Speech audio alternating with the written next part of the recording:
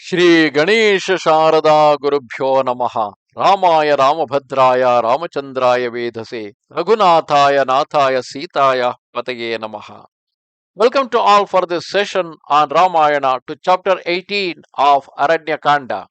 In the previous chapters, we have seen Rama, Lakshmana, and Sita dwelling happily in their hut or the hermitage at Panchavati, while one day Shurpanakha came there and she was mesmerized by the charming beauty of Rama and she proposed to him to become his wife. Whereas Rama was young and energetic and the most beautiful, Shurpanakha was 1,000-year-old lady and she was having a very worst look, and Rama, being already married, he wished to follow the process, he wished to follow the path of monogamy, and he was not interested in any woman other than Sita. Yet Shurpanakha went on to beg him for the love, went on to beg him to become his wife. And at that time, Rama took it to be a joke and smilingly joked her. Smiling a little, Rama, in gently mocking tones, answered Shurpanakha, who had been caught in the noose of love, saying, I am already wedded, and this is my beloved consort. The rivalry between co wives would prove unbearable for you.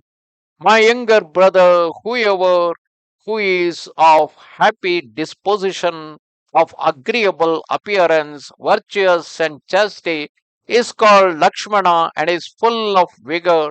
He has not yet experienced the joys of a wife's company and desires a consort.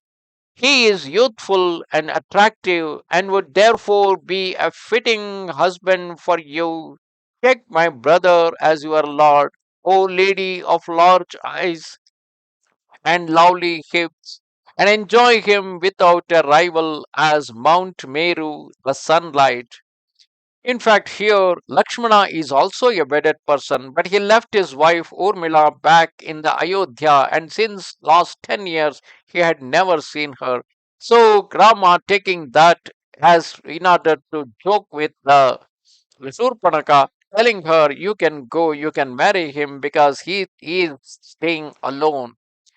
Hearing these words, the Rakshasi, blinded by passion, unable to understand that it is a joke, leaving Rama at once, addressed Lakshmana, saying, My beauty renders me a worthy wife for you. Therefore, come and we will range the Dandaka forest and mountains happily together.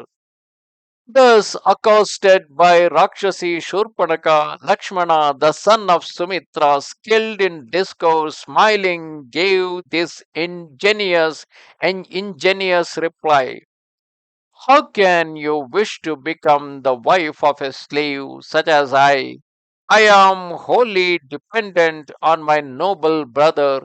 O you whose complexion resembles the lotus, who are pleasing to look upon and chastity, O lady of large eyes, you are a paragon.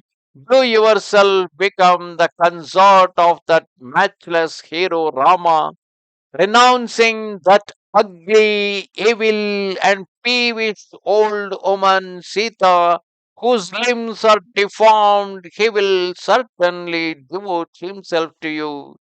O lady of ravishing complexion and lovely limbs, that what sensible man would sacrifice that unrivaled beauty of yours for an ordinary woman like Sita? Thinking Lakshmana's word to be sincere and not understanding his jest, that cruel and misshapen Rakshasi, in the blindness of her passion, once more addressed Rama, the scourge of his foes, who was seated in the leaf thatched hut with Sita, and said, Is it for this hideous, evil, and peevish woman who is old and deformed that you do slight me?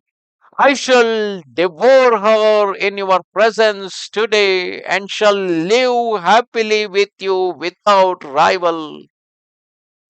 Speaking thus, the Rakshasi, whose eyes blazed like torches, hurled to herself in fury on Sita like a great meteor descending on the planet Rohini. Then the mighty Rama restrained her as like the nose of death. He advanced towards Sita and in anger addressed Lakshmana, saying, Lakshmana, it is unwise to taunt these beings who are vile and cruel. O Saumitri, take heed. See, Vaidehi is in danger. O friend, do yourself maim this hideous demon with a protruding belly, who is evil and filled with fury. Then the valiant Lakshmana, highly incensed against the Rakshasi, thereupon drew his sword from his cupboard and in the presence of Rama cut off her ears and nose. Had the joke continued as a joke what that was started by Shurpanakha towards Rama, and Rama replied to her in a joking voice, and then he directed her to Lakshmana. And when Lakshmana also repeated the jest, if she had realized that it is a jest, then everything would have been going sailing smoothly. But the moment when she went violent and tried to attack on Sita, in the act of self defense, they need to scare her. They did not kill her being herself a woman. Instead, they scared her by cutting off her ears and nose. Her ears and nose severed, Shurpanakha uttered a terrible cry and ran into the forest. Being mutilated, the Rakshasi, streaming with blood, created a terrible uproar like a tempest in the rainy season, and dripping with blood, that hideous monster, lifting up her arms, plunged howling into the deep woods. Thereafter, the injured Shurpanakha sought out her brother Kara of great might, who, surrounded by a troop of demons, was seated in Janasthana and threw herself on the ground before him, like a meteorite falling from heaven. Wild with terror and covered with blood, Tara's sister, almost deprived of her senses, related everything concerning Raghava's arrival in the forest with his consort and Lakshmana and the circumstances of her disfigurement. Thus ended chapter 18 of Aranya Kanda in Ramayana. Why Rama and Lakshmana disfigured her? Because she is not a demon of ordinary quality. She is a demon with excellent powers. She was the sister of Ravana, Hara, Dushana, and others. And with her excellent quality, she could certainly make damage to Sita.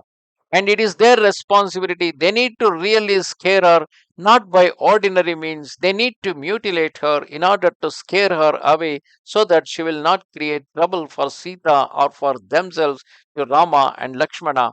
It is because of that reason, knowing the dangers that is coming from her, and at the same time having the mercy that she is a woman, they did not actually kill her. Otherwise, they would have killed her. But if it is a man, and since she is a woman, they did not kill her. Instead, they mutilated her. With that, they scared her and sent her back into the forest. Namaste Sharada Devi, Kashmira Puravasini, Twamaham Prarthaye Nityam, Vidya Danancha Dehime. Goodbye.